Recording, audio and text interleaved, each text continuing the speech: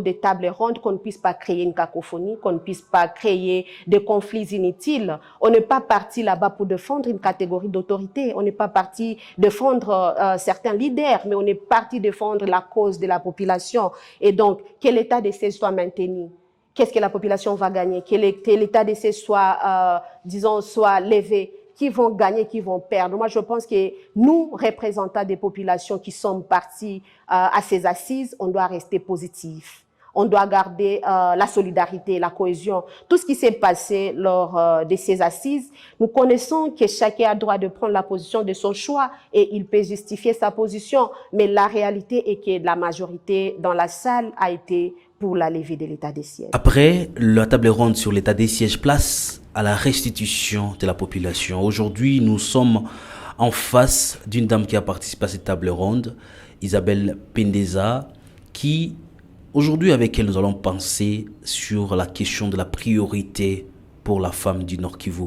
Quelle est la priorité exactement pour la femme du Nord Kivu? Merci beaucoup pour la question. En fait, la question prioritaire pour nous, femmes du Nord Kivu, c'est le retour de la paix. Ce n'est ni la levée, ni le maintien, ni la requalification de l'état des sièges. L'essentiel pour nous, c'est le retour de la paix. Nous voulons que la paix revienne. Mais tellement qu'on est parti avec les voix, les différentes voix de la population, nous avons levé haut la voix de la population et les attentes de la population que nous avons représentées. La population civile, la population tout entière est pour la levée de l'état des sièges. Pourquoi? Constitutionnellement, on doit aller aux élections parce que nous sommes déjà en plein processus électoral. On doit aller aux élections dans les délais constitutionnels. En effet, selon la Constitution, on ne doit pas aller aux élections avec la situation de l'état des sièges. Et donc, cet état des sièges doit être levé. Deuxièmement, on n'est pas en guerre contre les militaires. Ce sont des autorités qui se sont sacrifiées, qui se sont données, qui se sont bâties pour le retour de la paix dans la province. Elles ont donné les meilleurs d'elles-mêmes et elles ont contribué efficacement pour le retour de la paix. Mais comme mission régalienne de cette situation de l'état des sièges, c'était de mettre fin à la situation de l'insécurité. Mais nous voyons que jusqu'à présent, la situation sécuritaire, au lieu qu'elle s'améliore, la situation sécuritaire reste toujours très préoccupante. Vous connaissez la situation d'agression aujourd'hui et la situation de beaucoup de déplacés de guerre aujourd'hui dans différents territoires de la province du Nord Kivu.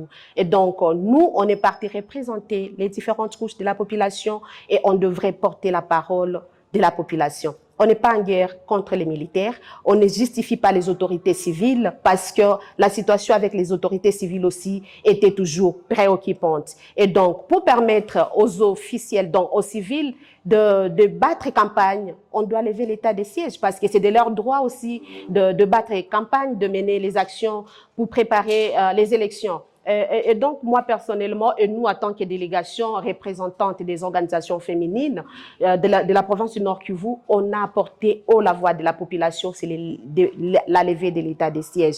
Ceux qui ont opté pour la requalification, ceux qui ont opté pour le maintien, constitutionnellement, on a tous la liberté de l'expression et on ne peut pas être en guerre avec cette catégorie de personnes. Néanmoins, nous, on garde notre position, c'est la levée de l'état des sièges. Et donc, nous, on demande au président de la République, il est un parent, il est le garant de la nation, il sait de quoi nous avons besoin. Et les femmes souffrent beaucoup plus. Si vous entrez dans les camps des déplacés, les femmes souffrent beaucoup plus que même tout le monde. Les enfants qui doivent rentrer qui doivent rentrer à l'école ne sont pas aujourd'hui rassurés qu'ils vont rentrer à l'école lors de la rentrée scolaire. Donc, tout ce que nous nous demandons, c'est la paix et la sécurité. Et nous tous, j'ai lancé un appel à la population civile. La paix ne viendra pas comme un gâteau sur le plateau et donc on doit tous se battre pour que cette paix soit une réalité. Nous devons donner des contributions efficaces afin que nous puissions demain parler de la guerre au passé et de ne plus vivre dans cette situation de la guerre qui persiste dans la province du Nord Kivu. La situation de participants, on apprend qu'il y a quand même des menaces qui pèsent sur certains. Est-ce que vous pouvez confirmer cette information? Je ne les confirme pas parce que personnellement, je n'ai pas vu quelqu'un qui a été menacé, mais c'est ces personnes-là elles-mêmes qui peuvent dire comment et quand et par qui elles sont menacées, parce que moi je ne l'ai pas vécu, je ne l'ai pas vu. Et donc moi je pense que après les travaux des tables rondes, qu'on ne puisse pas créer une cacophonie, qu'on ne puisse pas créer des conflits inutiles. On n'est pas parti là-bas pour défendre une catégorie d'autorité, on n'est pas parti défendre certains leaders, mais on est parti défendre la cause de la population.